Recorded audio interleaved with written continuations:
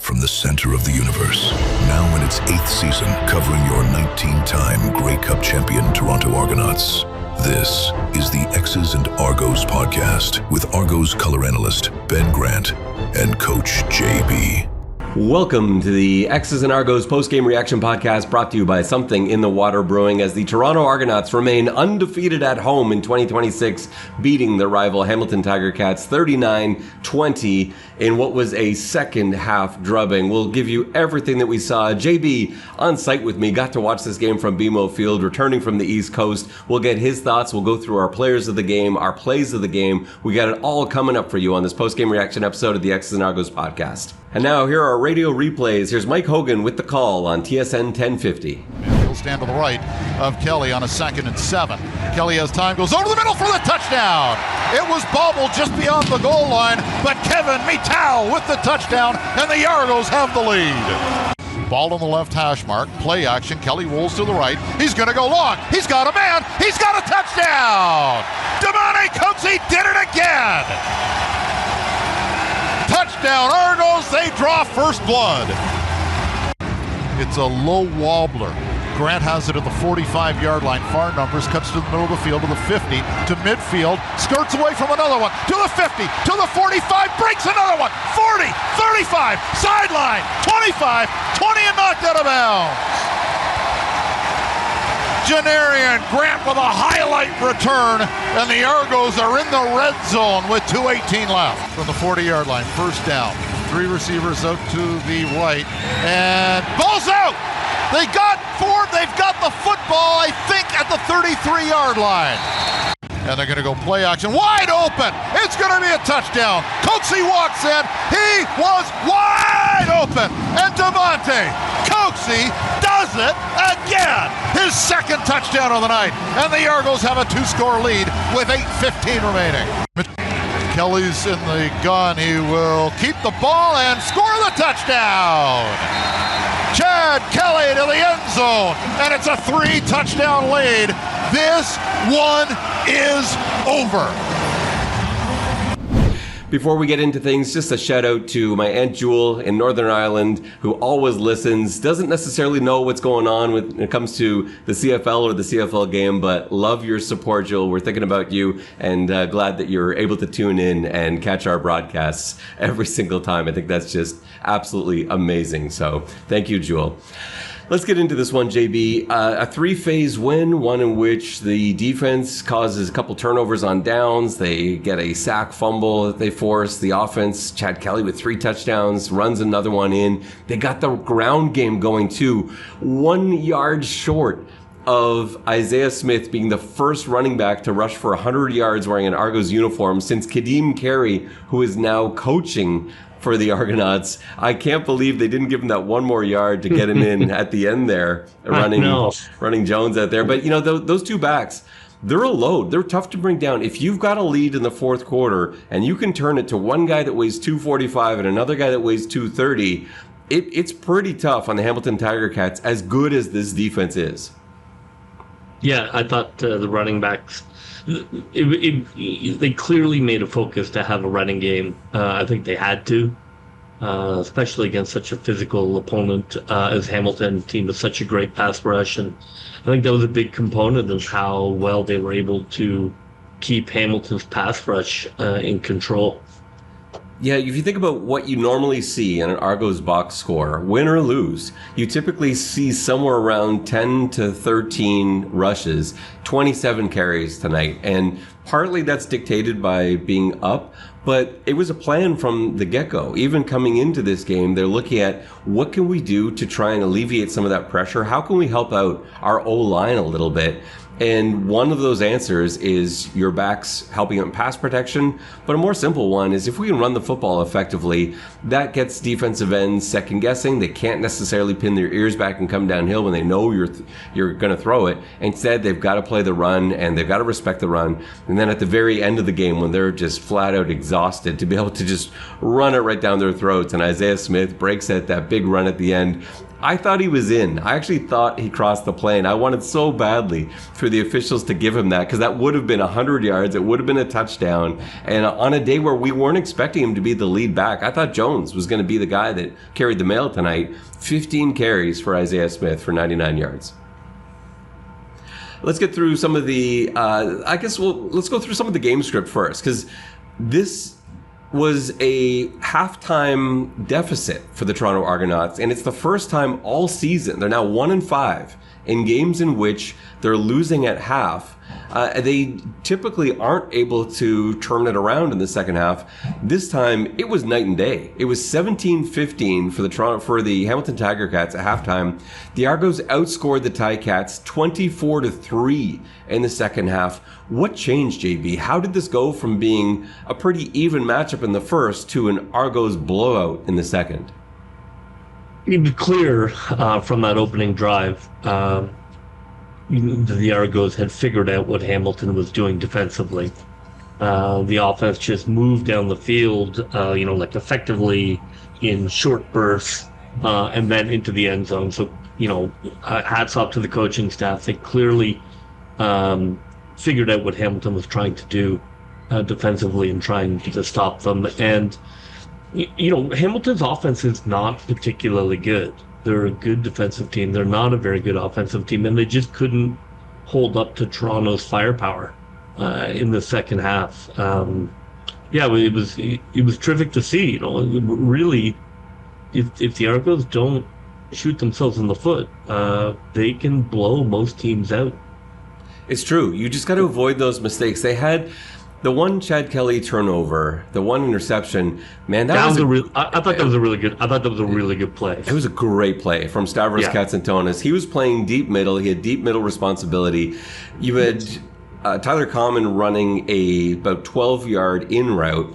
And Katsantonis has obviously watched so much film that he saw this coming. You can't risk that if you don't know for sure, because you're deep middle. You've got to stay back there. He sees this break in and just takes off before Chad even throws it. And I didn't think there was a way that he was going to get there. Somehow goes diving through the air, makes a great catch. And that's just one of those where you'll tip your hat. You don't want to throw interceptions as Chad Kelly, but one of those where you just have to tip your hat and say, yes, Katsantonis, you made an amazing play, and you're just not going to be able to do that every time I throw the football.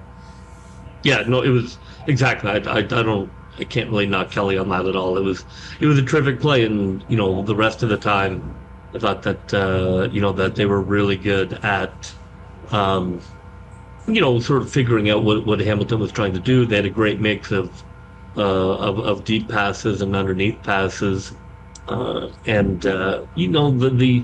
think it goes unnoticed sometimes how tough the Argos wide receiver unit is. Those were really physical catch. Like, these are not schemed open, catch yak parties. These are tough catch in the phone booth. You're going to take a big hit catches, and they just made them over and over and over again. Those underneath, quick hitters. Peters couldn't wait to come and chop guys at the knees. The Argo wide receiver crew absolutely were warriors tonight, because those were not easy catches. No, they weren't. This is why we have to give Chad Kelly a lot of credit. And I think sometimes we take him for granted because we're used to seeing him every single week. He made some throws tonight where there was nobody open. There was a window about the size of a football where you could put the football, and he put it exactly there. And you give credit to the receivers too, because they knew they were going to take contact. They part of not being open means you're going to get blasted as soon as you catch that football. They did a good job to hang on to it. That touchdown to Kevin Mittal, where he knew he was going to be in some contact, kind of bobbled it a little bit, and then found a way to re-secure that football and go in for that first touchdown. And then the shots that were taken by Comet, by Unger, by Mittal a few times. And, they could have had... There were some miscues still. This wasn't a flawless game. You had the drop Benji Franklin interception that might have been a pick six. McFadden looked like he could have maybe gotten to one. It would have been a tough catch, a diving interception. You had almost disaster strike at the 1 yard line after that great Isaiah Smith run. Kevin Mittal mistimed his motion and got in the way of the snap from center out of shotgun. Hit Mittal's leg, went way up into the air. Somehow Mittal came down with it. and then a tip pass from Chad Kelly early in the game that went about 30 feet in the air, and somehow, again, Mittal was the guy that came down with it. There were some things that could have gone wrong, but I don't know if even all those things go wrong. I'm not sure at the end of the day the Argos still don't end up winning this game. They were simply the better team and look like it. And my worry was with the rain that it was going to neutralize that, because I do believe the Toronto Argonauts are a better team than Hamilton, certainly when Bo Levi Mitchell is not on the field. And rain sometimes washes away that advantage. It neutralizes games. It brings underdogs up a little bit. That was my fear, but it didn't feel like, other than long snaps, it didn't feel like the rain had a huge role in tonight's game. No, absolutely. I mean, it poured. Yeah. And, the team was able to move the ball effectively. Guys weren't dropping passes. It would have been easy to look at the sky, look at your hands, one or two drops, but everything else was brought in. And it was impressive that they were able to move the ball that well in the air in pretty rough environment. Although I do think, even though it kept raining, the wind did die down. Yeah, it was strong like right at the start of the game, and then seemed to dissipate a little bit. And I want to give it to the fans as well. I don't know what the final number was of tickets sold in this game. I have to imagine it was over 20,000 though, because you had 18,500 that actually came through the turnstiles tonight. With all the thunder and lightning that was going on, an hour delay to kickoff, and still 18,500 fans walked through those gates and came to watch this football game. That's tremendous support. I love that. The C&E games helps, obviously, being down here at the X with the rides and the midway and everything else that's going on. The food, which is always a fun part of the C&E week for me. But with all of that, to have this kind of support, I thought was fantastic. And you got to see for the first time the light shows, fans with the QR codes on their phones. The phones are all flickering in unison in the fourth quarter. It's pretty cool that you can do that kind of stuff now. What did you think of Chad Kelly's performance tonight? He ends up 26 of 34, 289. That's not your typical Chad Kelly yardage number, especially with 26 complete passes. More conservative tonight, but I thought he was doing a pretty good job of taking what the defense was giving him. Yeah, absolutely. I mean, he, we've talked about different ways how teams might scheme up Kelly, and it wasn't a check down fiesta, but there were short passes, quick passes mixed in. He took a couple of deep shots, but he wasn't always looking for the deep shot. And I thought that, it was just really efficient. It was an incredibly efficient night. I mean, that's what you're looking for. I mean, in the end, statistics don't really mean much. Like Trey Ford threw for 356 yards, but who cares? Those are empty calorie yardage. Carson Palmer, fourth quarter fantasy yards. Yeah, great for fantasy, but look, I thought it was an incredibly efficient game. It's what I'd hoped for from the team. I thought in a three-phase game, the team was just really smooth, made the plays they were supposed to make, caught the balls they were supposed to catch, and when you put that together, they're as good as anybody in the league. I want to shout out Mike Miller for his play calling and his game script on the offensive side of the ball. So this week we talked a lot about how you can alleviate some of the pressure that the offensive line was surrendering. They did just about everything we asked for, except for they didn't get too much into the running back screen game. But everything else, they did throw to the running backs. You had Quaylon Jones was 3 catches on 3 targets, but it wasn't like they were running middle screens and running back screens to the left and right. They were running a lot of receiver screens. They ran a jet sweep finally. I've been asking for that. Jake Herslow taking a jet sweep that I don't think he ended up getting credit for on the official stats, but I definitely watched him take a jet sweep for a big gain. Oh, I think because they call it a pass, of course. That's why it's not showing up as a carry, because it is a forward toss. But yeah, that's the kind of stuff that that stuff stretches things out. You're attacking horizontally. The defensive line needs to slow down a little bit. They were using the big backs and Smith and Jones to chip at the defensive end. Smith a number of times bought Chad Kelly more time by just hammering away at a defensive end who was relentless in his pursuit, and Smith just wouldn't give up, and Chad Kelly had time to see the field, throw downfield. On the particular play I'm thinking of, he found Common in open space. So the running backs did a great job of helping out.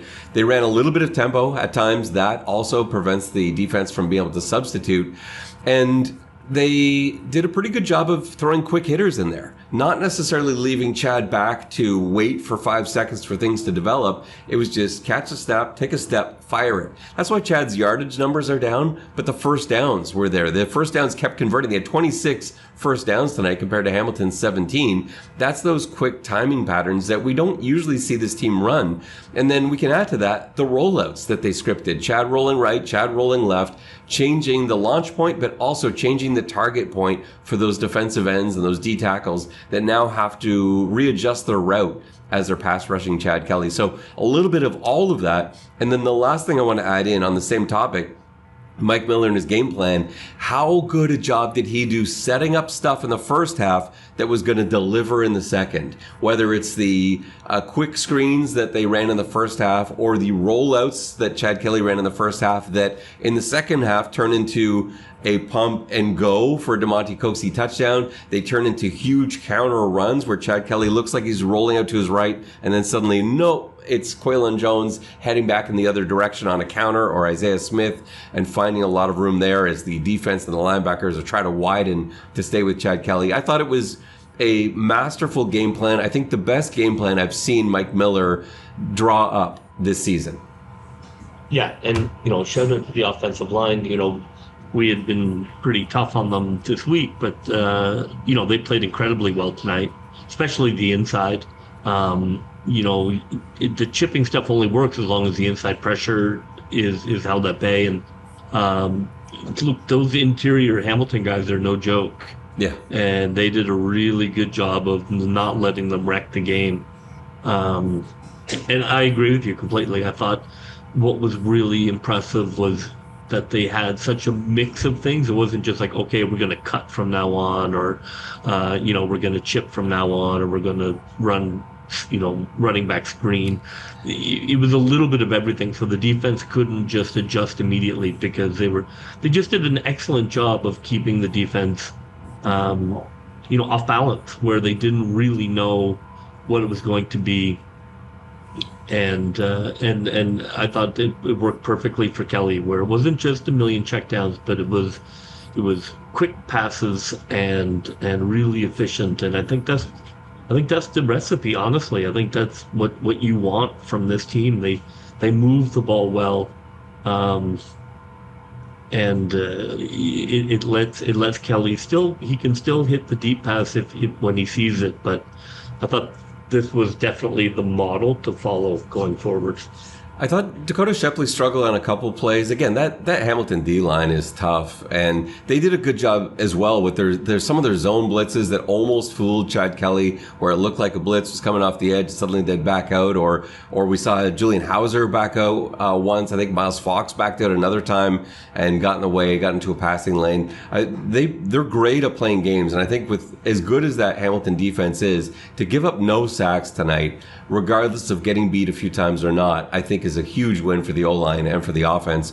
And they weren't without trouble too. Like Brandon Kemp went down with an injury late in the game. He, full credit to him, he was determined to get off the football field. He was not going to be carried off the football field, despite the fact that you could see he was in a tremendous amount of pain, but he wasn't going to let it happen that way. He walked himself off, had to stop for a second as he got to the numbers, and then got off the field before needing some help on the sideline. Ryan Hunter went in for him at tackle. Chris Kolinkowski went out to play on the interior. And they, that took away some of what they were doing, because they had been using Kolinkowski out there as a guard, moving Ryan Hunter out to tight end when they went to some tight end sets. Another thing that helps out that O-line. They weren't really able to do it that same way once Kemp went down, but by then it was mostly in hand, and so less of an issue. But great game all around from that offense. Let's talk about the defense. You look at Trey Ford's rushing numbers tonight. compare them to what happened last game, where he ran all over the field. Trey Ford tonight, 33 yards rushing. There just wasn't a lot there. He escaped for a long run of 11 yards, and that's it. They still missed him a couple times, but they had answers. There were a few times it looked like contain was blown. They blitzed Sluka or they blitzed Pickett. And, once Pickett went to the air on a pump fake, and I was just like, just stay on your feet, go after the quarterback. He's too dangerous to risk leaving your feet for. But they had answers. The linebackers were sliding over. They were firing well. A few plays where there was just a four-man rush, but you had Pickett out in one slot. And when Trey Ford escaped that way, that's his trigger to fire. And Trey Ford had to throw the ball away. Ford took a ton of hits tonight. Ends up being sacked. Did he get sacked 3 times, did I see? No, 4 times that he was sacked. Twice by Sean Lemon. He's now got, I think, 6 sacks in 4 games, which is unbelievable. Bolden had a sack. Hendricks had a sack as well. They were all over Trey Ford. And yes, he had 356 passing, didn't throw a touchdown, only ran for 33, and was never really in play as a reason that the Argos were going to lose the game tonight. No, I didn't. I mean, I was happy to see it. I didn't really understand Hamilton's decision to really lean into Trey Ford pocket passer. I would have, it just seemed like, I don't know why you wouldn't run more option stuff, more run first stuff. I thought that was an odd choice. I thought especially in the second half, that they were definitely going to run him more, and they were definitely going to, to run, you can run veer, or you can run, just different looks where he's constantly stretching that defense, but he didn't, and the Argos were more than happy to let him stand in the pocket, and I thought they did a pretty good job of lane discipline. A couple times they blew, but generally speaking, they did a really good job keeping him in there and not letting him get loose. So it was a well played game, but I don't love Hamilton's offensive game plan for Trey Ford. It's like he was, I don't think it maximized what he does well. The problem is with Hamilton, like you talk about running a option and things like that. Trey Ford's not the biggest quarterback in the league. We've seen him miss time after taking big shots. And if you're an opposing team, you're going to, on every option play, you're going to make sure you blast the quarterback as hard as you can. You're going to make that team pay for running option. And that's why most pro teams don't, because their quarterback gets too banged up. They're already without Bo Levi Mitchell. Harrison Frost is banged up, barely practiced this week. You just can't afford to have Trey Ford take a huge hit. Now he's out as well, and you're back to Dola Gala, and that's it. You don't have anyone else on your roster at that point. It's just not, it's not worth it in the pro game. It's why you don't see any pro quarterbacks run option. It's too dangerous, because the other team is just going to take free shot after free shot. They will happily let you hand that off and still hit the quarterback anyway. Well, he still got smoked all the time, and then they lost by 19 points. It's true. So, what's the goal here? But he would have been hit even more if he's running the football as well. And I think the Argos, too, did a pretty good job of containing him. They weren't getting super deep on their path. Like the defensive ends, Lemon let him go once, I think, but maybe Congo did once as well. I don't remember. Johnson did, I think, one time. He just didn't run a lot of run first. I understand. He's not a big guy, and he's not built to play that. But I thought for sure in the fourth quarter that they would try and come out with a little bit more of that. But look, I was very happy they didn't. But I think more of his runs tend to come from passing plays that aren't there. That's where he killed Toronto last game. It wasn't designed runs. It was him dropping back. Nothing was there, and he's like, oh, well, I'll just wander through the B gap for 25 yards. And they shut that down today. Having to play a lot of zone for sure boosted his passing yards. So he did a good job of picking apart the zone. He did, yeah. But just thankfully, look, Hamilton just doesn't have tons of weapons. They're fine offensively, but without Bo Levi, they are a below average offensive team. Kenny Lawler, 4 catches tonight. right? No touchdowns through the air for any Hamilton quarterback or receiver, obviously, but 4 catches on 10 targets. They did a very nice job. It was mostly Benji Franklin who was on him tonight. McFadden a couple times. McFadden broke up a great play in the end zone. It's so hard to catch a jump ball over Tavares McFadden because he's tall, he's got really long arms. He gets up there and makes it difficult. Lawler almost came down with it inbounds, but couldn't quite do it. I thought they did a nice job on him. I mean, honestly, one of the worst plays that almost was the missed interception that almost turned into a tip ball to Lawler. Oh, yeah. Yeah, that which would have been a disaster. Ugh. But, yeah. No, I thought it was... I mean, they gave up a lot of yardage again, but again, it's about giving up points, not about giving up yards. I thought it was a really good defensive performance. They did what they had to do. They kept them in check. And a couple miscues in special teams. It was very slippery. It looked like the kicking balls had more slick to them than the quarterback balls did because both long snappers were struggling. Hamilton's first 2 punts, one bounced, one skidded along the ground, and Adam Guillemette, who never misses long snaps, had a snap go high. A punt snap came out a little bit more loopy than you usually see from him. It looked like both long snappers were struggling to get a grip. Conditions, as I said, weren't ideal. We had that hour-long break with the thunderstorms and everything else. So at the end of the day, Guillemette got the job done. But they did miss an extra point. They did miss a short field goal, and you would like to be able to cancel that out. You can't be missing field goals from 30 yards or 35 yards in games against better teams than the Hamilton Tiger Cats. So there's still stuff to tighten up. There's still mistakes they can iron out. But while it wasn't a perfect game, it was still a pretty good 3-phase win for the Argos. They almost doubled up the Ticats at the end of the day. So you got to be happy with that, especially in front of your home crowd here at BMO Field on CNE night.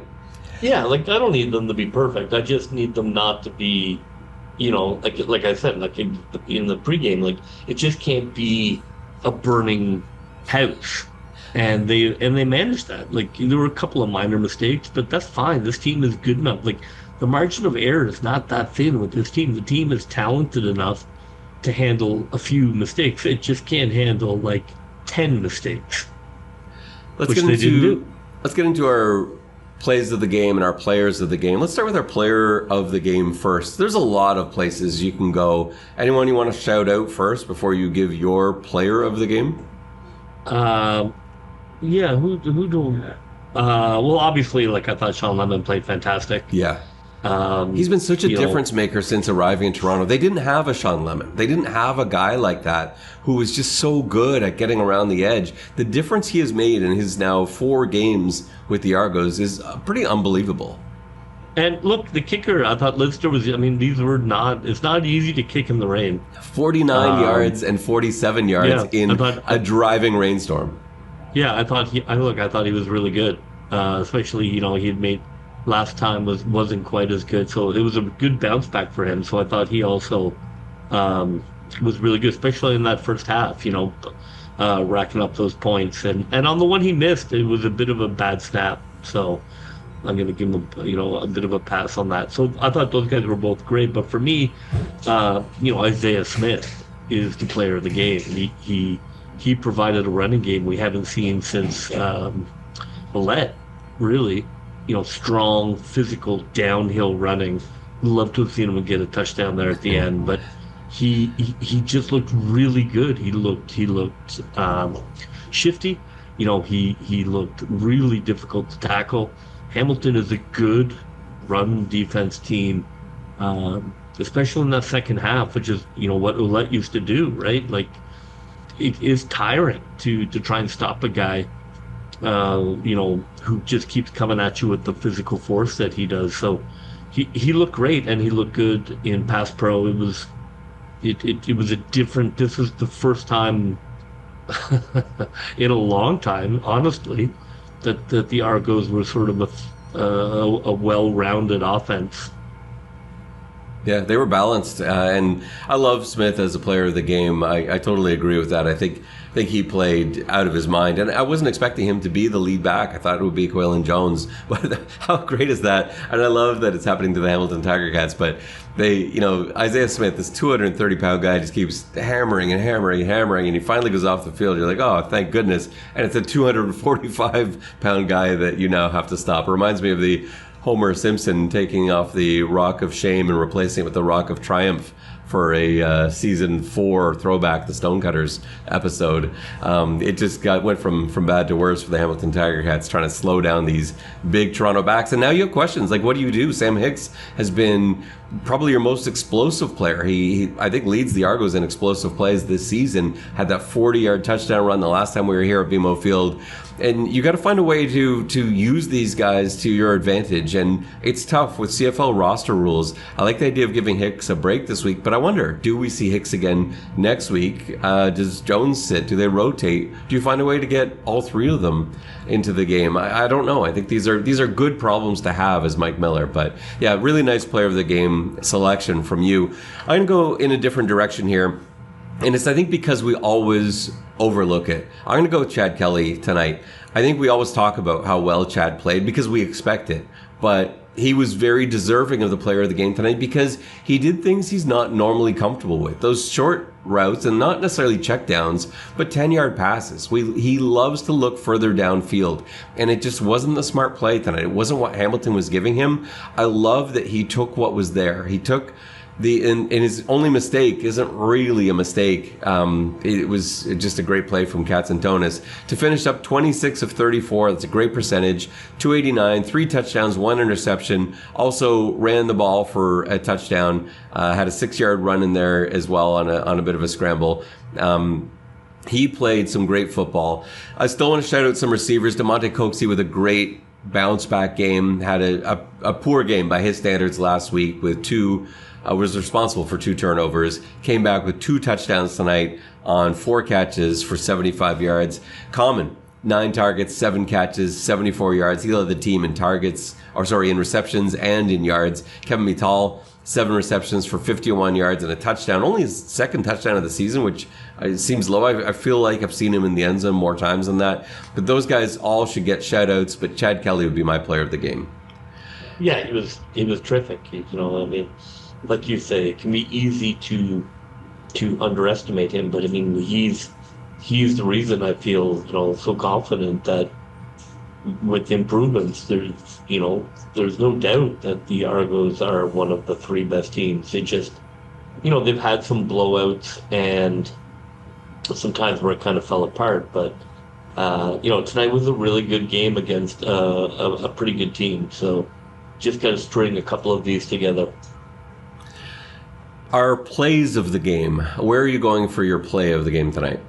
Well, I was going to go real hipster and say I thought the Mittal catch off the tip at the beginning of the game was huge, just in terms of what a terrible way that would have been. Oh my God! To begin the game, especially after last game, and oh God. So that was massive. It was great. It just kind of felt like, oh, maybe we're going to catch some bounces tonight.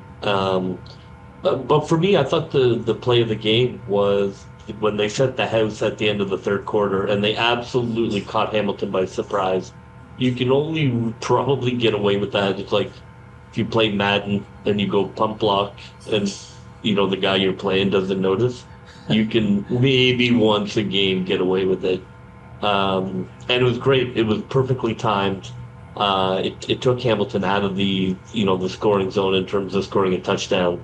It was a terrific defensive call, terrifically executed by the team. They hit it until the last second, and then there was a jailbreak blitz. That's the kind of thing you dream of as a defensive coordinator, because that's a risky play. You could look real stupid if you send that many guys and they see it coming.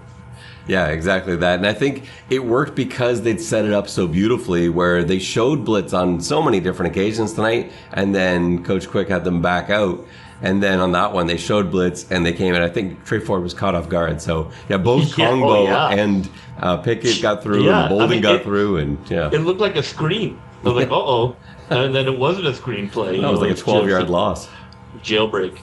My play of the game is the Sean Lemon sack fumble. It came at such a big moment. Hamilton looking to get back into the game. Sean Lemon came tearing around the outside. And not only that, there was a man open. So Ford was watching a corner route to his right-hand side, didn't see Lemon at all, and there was a bust in Argos coverage. This was going to be wide open. I don't know who the receiver was. Slot receiver to the right side, and there was so much space around him. Ford saw him, and just as he went to come back with the football, Lemon came down with the chop over the shoulder, caused that ball to come free, and Toronto recovered. That's a massive game because that could, in theory, have been a 7-point swing, or more than that because the Argos went to score on that possession. So, yeah, that could have changed the game, and that's why you have a player like Sean Lemon. That's the difference that he makes it there with his couple sacks tonight. So that was my play of the game.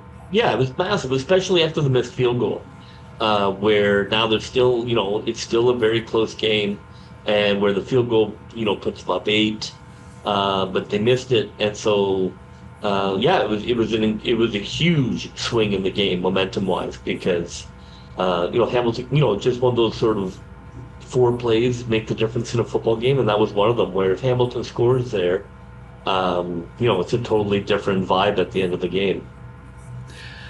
Final score from BMO Field, Argos 39, the Ticats 20. That will just about do it for us on this post-game reaction episode of the X's and Argos podcast. We'll have another one coming to you this week. Our pre-game walkthrough as the Argos get set to pack their bags and travel once again to Saskatchewan, take on the Saskatchewan Roughriders. I can't believe they don't get 2 home games in a row. No rest for the weary. It's back-to-back road games coming up for Toronto before they're back here to face the Ottawa Red Blacks. For JB, this is Ben Grant saying so long, and may all your pre-snap reads be good ones.